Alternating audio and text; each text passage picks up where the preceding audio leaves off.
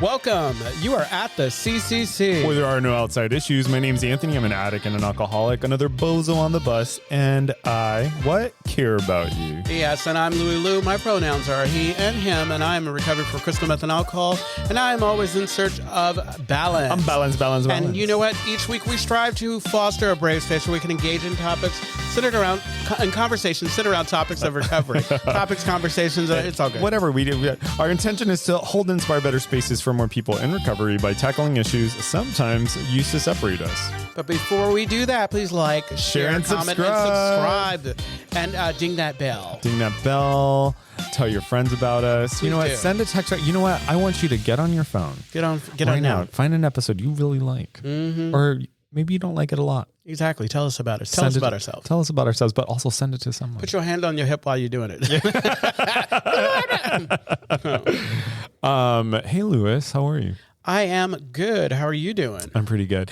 So I had a friend who listens to our podcast, and she was saying that I sound different on the podcast than in person. Uh-huh. And I was like, how is that? She's like, I don't know. There's something about you and Lewis, like when you're on the podcast, it's that you like we sound more sing-songy, or like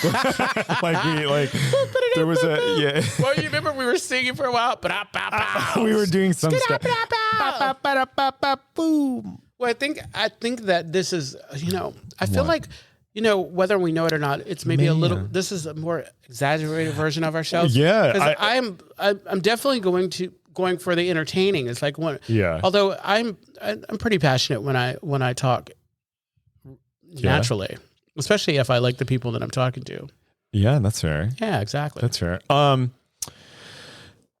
Yeah, I mean, so. Sometimes I wonder if people are like disappointed when they meet me in person because I'm not as like lively as I am on the podcast. Well, you know what's really I'm also like, do you remember the one guy like he's like, oh my god, it's like, oh god, it's like at the grocery store at the he came to meetings for a little while and he was like, oh my god, you're like a celebrity. I've had people like talk to me and whatever, and like I feel like I'm down to earth. I'm down to earth. What I'm saying is like when I'm not on the podcast, I'm generally like exhausted. Oh yeah. Yeah. I'm like exhausted and not as animated. I usually try to be as nice as I can, but I'm also kind of, why are you talking to me?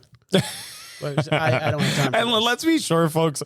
Well, I know I don't think I'm a fucking celebrity. Not at all. We have this like cute little podcast. We like talking to each other. We like talking to you. No, exactly. Are you kidding? It's like, and usually I brighten up. I light up when somebody says, "Oh yeah, I've been listening to the podcast." It's like, I was like, I get to talk to a good friend, and you happen to be listening to our conversation. Absolutely, thank you. Yeah. So should we jump into today's topic? If we don't, I don't know why we're here, bitch. Yeah, go ahead. I'm going to give you a second to think about what you just said to me.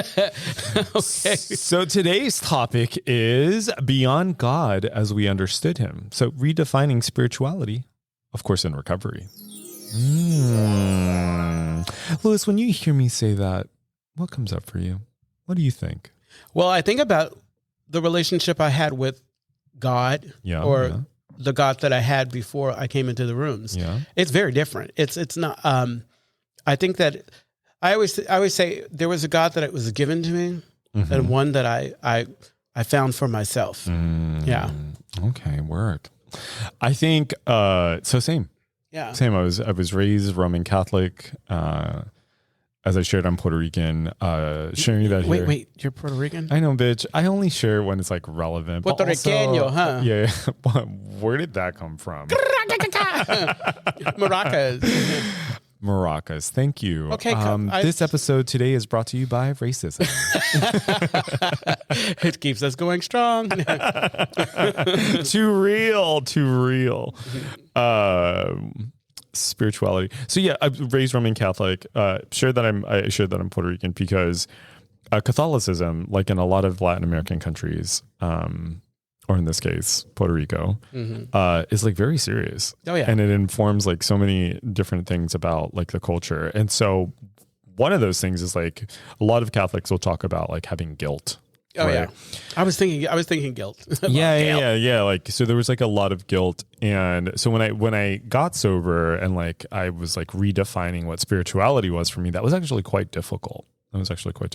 I actually have a vivid memory of when that shifted for me. Do you want to hear about it?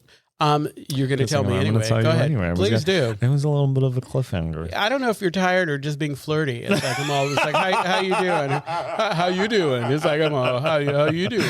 I think I'm just feeling punchy. Okay. I'm feeling punchy. I'm like running on 5 hours of sleep.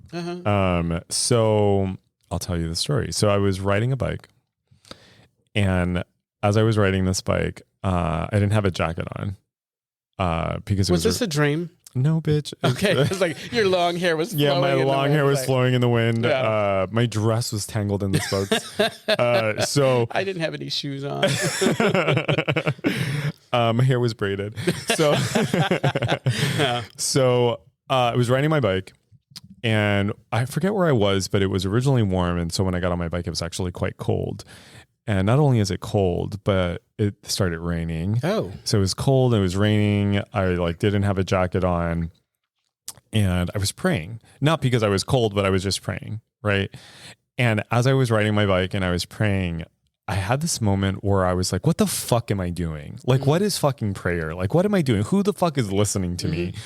And I'm like, if there is a God, like, this is fucking dumb. Like, why do I blah, blah, blah. And I started kind of like, I'm saying this stuff out loud while I'm riding my bike. And then at some point I stopped and I started laughing. And I think that's the moment when my relationship with the power greater than myself changed. Oh, absolutely. Because I wasn't kind of like holding up some weird idea of what I'm supposed to do anymore, right? Because like I'm growing up, like there was this way that like you prayed, right? And I was like, so I think it was like maybe the first time where like prayer sounded the way, something that was like unique to me. It was mine. I wasn't kind of like performing this thing, which allowed for me to establish like a stronger relationship. Definitely. I love the idea of talking, like for me.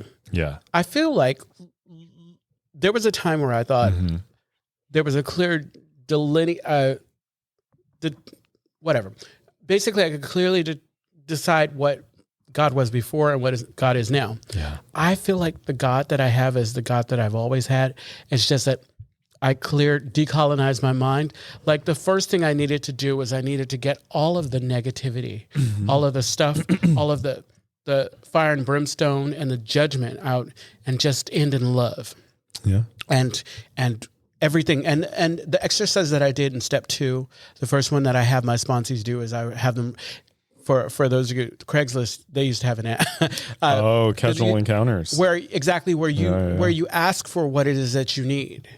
And you let that be kind of a living thing. And because I'm constantly living and growing, and it was that piece. And then what really start to help to build that connection and get me closer to where I wanted to be was then I stopped praying or asking for things, where I started asking for understanding, and I started asking for patience and things of that nature, where I started thinking about other people as opposed to thinking about what it is that I needed. And it took a while. It was a process, but once I got to the place where I was always consulting the higher power, and I do that now, and I do that, it's like second nature. And then I made it a point to treat that relationship like I would treat any other relationship, like instead of like, there are occasions where I get on my knees, but that's not what I do. I don't get on my knees and pray. I just talk. I just have an open conversation, you know? Yeah. When you think, so part of like what we're talking about is we're like essentially defining spirituality, right? Like there's a distinction. Yeah. There's a distinction between like kind of something that's like dogmatic or religious, right? And instead we're talking about like a sense of like connection or purpose or like inner peace that's connected to kind of like ourself and maybe perhaps something greater. Yeah. I've heard this referred to as like spirit, for example, or like the universe, the unexplainable. So that was what I was thinking of. And then when we're talking about like recovery, part of like what I think you're saying is that like recovery invites us to kind of like reorient like our soul or our spiritual life, right? You know what I mean? Yeah, it strips it bare, and then leaves the parts that are necessary. That are. I love that. Yeah. So there's a quote that I have. We do not become whole by adding more, but by learning how to sit with what is. Yeah, absolutely. And I feel like I'm a better person, I'm a better version of myself because of this relationship that I have with a higher power. Like, it's interesting, we talk about this idea of powerlessness. Yeah. Powerless. There's something kind of, it's interesting. The kind of, what is it? Was what? Tell me. What is that word? I can't think of it now. It's like, what does it mean? It's okay. I'm powerless, but that doesn't mean I have no power. Right. And by acknowledging that I'm powerless is what makes me powerful. That's right. Sorry to yawn into the mic, y'all. Now it's all good. It's like we are. It's late, guys. We're trying to make sure that we've got that yawn was a yawn of love. It was a yawn of love. So you're like, not you gaslighting. Exactly. Come on. Exactly. So one of the powerlessness, we're talking about kind of like the spiritual void, right? So addiction for a lot of us, it does feel a spiritual hunger, right? It's like a longing to feel alive or loved or free. Yeah. Right. And so there's this way that like the substance becomes our God. Oh my God. It's like the way we like try to achieve kind of like a connectedness, which is wild because when we're doing that, it disconnects us from ourselves and other people and the world. And so it's interesting because cultivating a relationship with a power greater than myself, or like my spirituality, or what I like to call God, is something that I do have to work toward. Oh, exactly. Like it's something that I have to give attention to. Yeah. What's interesting? It's like you have to work at it, and then you have to keep working at it because it can get stale. It can shrivel up, and it's weird. It's that one thing where it doesn't matter how much energy and effort you put into it. It's kind of like recovery period. It's like I heard one of my good friends is like, in the room, she's all, the thing with the steps and the thing with recovery is that you can't just do it and then stop because it hurts when you stop. You got to keep doing it. It's like that momentum when you're riding that bike that creates that wind, whatever. Yeah. You got to keep doing it, or you're gonna lose the momentum. And so it's a relationship with a higher power. It's like, now that I've started it, I've got to keep it going because it's not always easy to get back. Like, I remember having a conversation last Sunday. One of our fellows, Coco, shared and talked about not feeling spiritually connected, not feeling connected or whatever. And then I just pointed out that, I think what happens sometimes is we judge ourselves too harshly. And maybe it is in this lack of understanding, or this, maybe you're exactly where you need to be. Maybe me connecting to my higher power is not that everything's all rosy, right? But it's that I'm aware of the fact that things aren't okay. And my awareness is the beginning of me taking whatever steps so that I can get to a better place. And so it's like they say happiness is not a destination, it's the journey. All of this is the journey. Oh, 100%. 100%. And I think I've shared about like an email my friend sent me years ago, and she was talking about like we have to pursue happiness. Like happiness isn't something that just like we stumble upon. It's like something we have to cultivate. Who we haven't talked about in a very long time? Well, who dat? I never brought her up. You guys brought her up a lot. Brene Brown. Yeah. Absolutely. Miss Brene is like, our executive director, Billy Lemon, he lives for Miss Miss Dr. Brown. You know what it's like? I think what I love about her is like, I feel like, just like with the podcast, we reach the people we're supposed to reach. Yeah. There are people that you can hear, and there are people that you just will not be able to hear. They're not your people. And I hear her. Yeah. So I think this is a Brene Brown quote, but she says, God lives in the space between, quote, me too. Nice. Right. And like connecting with other people. God lives in your spaces. And what spaces? What are you saying to me? I'm going to hell. I said God lives in your spaces. Yeah, you're ridiculous. You are ridiculous. Sometimes for me, so the other thing I think here is that the difference between like my life drinking and using and now is that I feel like I am more awake, or perhaps like more attuned, or perhaps more capable of seeking. Oh yeah. That I'm more open to like these like spiritual experiences that I have, right? And the spiritual experiences, almost 9 times out of 10, I'm having when I fucking get over myself. Oh yeah. You know what I mean? Like, and by get over myself, let me tell you what I mean. It's when, for example, I rather than like stay at home and hide under my covers with my cat, I'm like, you know what? I'm going to go out into the world today. Yeah. And I feel like since like you've gone through some stuff in these, I mean, fuck man, actually in these last couple of years since like really, it's like, I've gone through some things, but no, Anthony's gone through some things. I've gone through some stuff. You know, I mean, I don't know why that's so comforting to hear that, but yeah, I mean, it has been like a rough few years. Yeah. But you know, part of that is like being in graduate school. Absolutely. Part of that is like being in recovery. Yeah. And really it's like, we were talking about this awareness or this awakeness that it's because you're there that you've been able to kind of go through it and process it, because the worst is, you know, how they say we're doomed to repeat stuff if we don't pay attention. Yeah. We will revisit a lesson if we haven't taken what we were absolutely over and over until it's like, come on, it'll show up.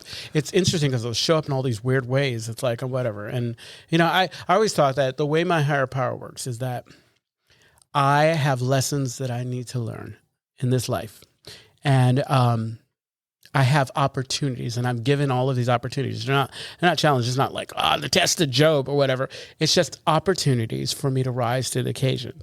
And the occasion is to kind of learn how to go through stuff with as much grace as I can.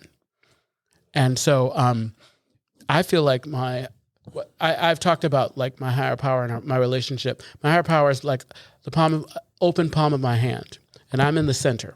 And there are times when my higher power will close up and keep me safe, keep me guarded. And other times when that hand is wide open and I have to experience whatever I have to experience so I can get through. Yeah. Louis, what do you think about that one thing? It's like an expression we hear often, which is rejection is God's protection. Tell me what you think. Well, like when you don't get the person or the thing that you want and you're rejected.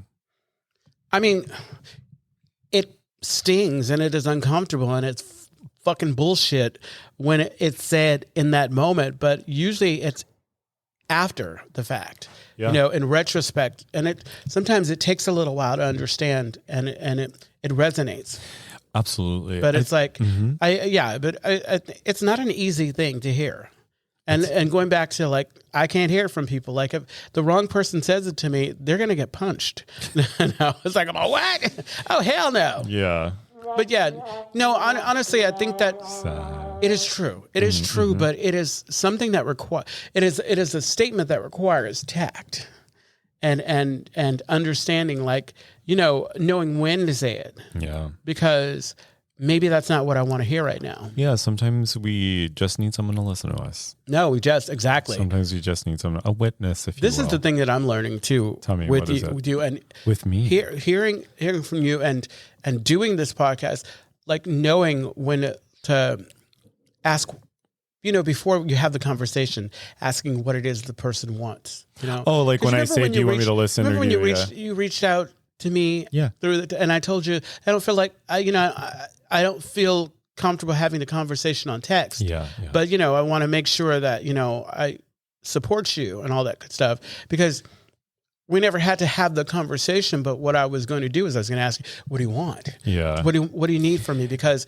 I don't think, like, you had asked for advice, but I don't think you needed advice. Because when we then got together and talked about it, you're all, you motherfucker, how dare you? I did not. I was he very said it with a southern drawl. You goddamn son of a bitch. Well, let me tell you something. Well, you know, and the beautiful takeaway of that conversation was you were saying, like, Anthony, this isn't like a blameless situation, but this is killing you. Yeah, essentially, you're like, this is really hurting you, and you need to like find a way to let it go. Oh, I'm getting emotional just thinking about it. Yeah, because it was like, You were right. But it was tough. It was tough because it hurt. But it goes back. It goes back to what I'm saying. It's like, I think that because I feel like we have that relationship. Right. So I could hear it. That's why I felt like, I think that's why I was able to like sit through that conversation, because I was like, I know he cares. I know he has like my best interest in mind. And it was tough. I shared at a meeting, I think it was last Monday. It was last Monday. No, it was this past Monday. I shared at a meeting. I was asked to share on the 4th step. Mm-hmm. And, 4th step is fantastic. For folks who don't know, just Google 4th step. So we don't have time. Just Google it. We don't have time. Just fucking Google it. But I was talking about a little bit about our conversation and how this is something Krylon taught me. Krylon said, as long as you're right, that means everybody else is wrong. Oh, yeah. Right. And do you want to be right or do you want to be happy? Mm-hmm. And so one of the things I shared at this meeting was like, anyone can justify their behavior. Anyone can. And when I think about like the situation that I found myself in a month ago, if I pull the lens back, right? Of course, this doesn't change how I was feeling in the moment. If I pull the lens back, it's just like life happening, right? But to be kind of like less trite about it, I think that it's like, like I can't control other people's decisions. I can't control like what they think or what they say. But what I can control is like how I access my peace of mind and like my peace. Mm-hmm. Right. And so I said that out loud, and it was really hard because the hurt parts of me want to say, fuck him. Mm-hmm. You know what I mean? Yeah. But like the recovered, more grounded, kind of wiser parts of me are like, you know what? These kind of things happen in relationships all the time. It's not going to be the first or last time that it happens on earth. And like, I get to walk through this, I don't have to hold on to the anger and to the hurt. Yeah. I think there's like a lot of God in that. Sorry, go ahead. No, saying none of, for me, none of what happened subsequently changes how I feel about what I've said about like how healthy I feel like the relationship being kind of eyewitness to that. Yeah. Like one of the things that like I've talked about, with you is that the breakup was great. It was a very beautiful breakup. It was the aftermath that fucked me up. And like what the aftermath kind of reminded me of when I was in that relationship, which was like an eye opener for me too, because I realized there were a lot of things I was ignoring, including like the way I was feeling, the ways that I was like justifying the relationship to myself. And again, if I pull the lens back, you had two people that were trying to make a relationship work in the best way that they knew how. And how much of that was God? I mean, your higher power. Well, I mean, it makes me emotional because this is, I'm still in a lot of pain. Oh, absolutely. Mm-hmm. It makes me emotional because there's like a lot of freedom in all of that. You know what I mean? And I think part of like my feelings right now are that, this is not who I was 10 years ago. Yeah, no, exacly. It's not who I was 5 years ago. Yeah, exactly. It's not who I was a month ago. When you started the podcast, you crazy bitch. Well, that was all. Yeah. And that's the other thing that I had shame around, like, another relationship where I'm angry with like the person that I was with. Yeah. But you know what? Yeah. Honestly, it's like, I feel like anger gets a bad rap.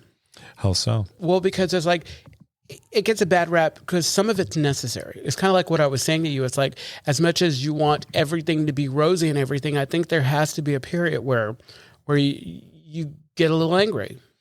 Yeah, so you get a little angry so you can kind of identify some shit, and then you can, because it's like when a person passes on, and then we elevate them on, or like even with the relationship, a lot of times we have our parents before we acknowledge that they're human and that they had. We hold them to this standard or whatever, and then if they don't live up to it, then we're like, God, how dare they? They're demons and whatever and all that good stuff. And like back to what I'm saying about like getting a little angry, not staying in it forever, but getting angry is a good thing because a lot of times it causes you to take action. Yeah. Yeah. Yeah. Yep. Pain, in 12 and 12, it says, great love and great pain are only disciplinarians. We need no others. Yeah. And gosh, I'm like at a loss for words because, like I've been away from like gay AA meetings for a little over a month now, and I don't feel like ready to like return to these spaces. Yeah, you got to take care of yourself. Yeah, I do need to take care of myself, and I like here's the point to all of this is that I still have a community around me. Oh, yeah. Like I still have people that like care and like love me, and there was like a bit of kind of like embarrassment about like, well, I shouldn't be avoiding meetings or I shouldn't be avoiding these spaces. And I'm like, no, you know what? Like I can go to other meetings, and I have been going to other meetings. I'm not neglecting my recovery. I'm still connected to like my friends. I just don't want to be in environments where like I have to see anyone that I just like don't want to see. Yeah, exactly. That's a gift. That is a gift. Especially we live in San Francisco. If you live in a smaller area, I mean, the takeaway here is don't dip your pen in a company ink. I always have to lighten the mood. Don't dip your pink. Don't dip your pen in the company ink. Don't shit where you eat. Don't mix business with pleasure. All the things. And so bringing it back to God and like repicturing or like reimagining what that is for me. Even through the dark stuff, will be taken care of. Because of my relationship with my higher power, I realized that I'm never alone. Like I think that helped me because I used to struggle. Like we're all always looking for a connection, but the connection that I was really looking for was this relationship I have with my higher power. Because we're good, we're really good, and as long as I'm good, like everything else around is bonus. Okay. It is bonus. Last thing I want to say about this before we wrap up is, I remember I was talking to my slaw sponsor and I told him, I really think I need to work a third step around this. I really need to turn it over. And his response was, turning it over is not like you just kind of pretending like nothing's happened and you're not doing anything. Turning it over also means that like you're getting into action. And that action in some cases is taking contrary action, right? So it's absolutely. Like if you want to isolate, contrary action would be not to isolate. Yeah, right? Exactly. You want to be angry and self-indulgent, maybe call a friend and see how they're doing. Yeah, that's a damn good message. Turning it over does not mean it's like, we got to do some work. That's right. It's maybe getting some acceptance around this is no longer what it was, and now I need to move forward. Yeah, and allowing your body to heal too. Oh, absolutely. Your heart and your head to heal. Right. There's no need to like rush through any kind of recovery, be it from substances, process addiction, exactly. heartbreak. You do that shit in your own time. Are we landing the plane? We are landing the plane. We are landing the plane. We are landing the plane. And so it's like, I know exactly what I'm doing. I'm doing like you. The Castro Country Club is a safe and sober community center for all people and a refuge for the LGBTQ recovery community. We provide programs and services that help change lives by supporting personal growth. Our vision is to reduce the suffering of addiction by connecting people to community, opportunity, and support. You can find more information, including all the ways to contact us, at www.castrocountryclub.org/podcast. Yes, and tune in. Actually, wherever you find us, wherever you listen to podcasts. Find us wherever you listen to podcasts. And it's like, and usually new episodes will be downloaded Mondays or Tuesdays. Mondays or Tuesdays. Yeah. That's right. Usually Monday, because Brandon's really good about that. I love how for the last few episodes, we're always like throwing Brandon a bone and then taking the bone back. That's my bone. Yeah. As usual, we love you. We'll see you soon.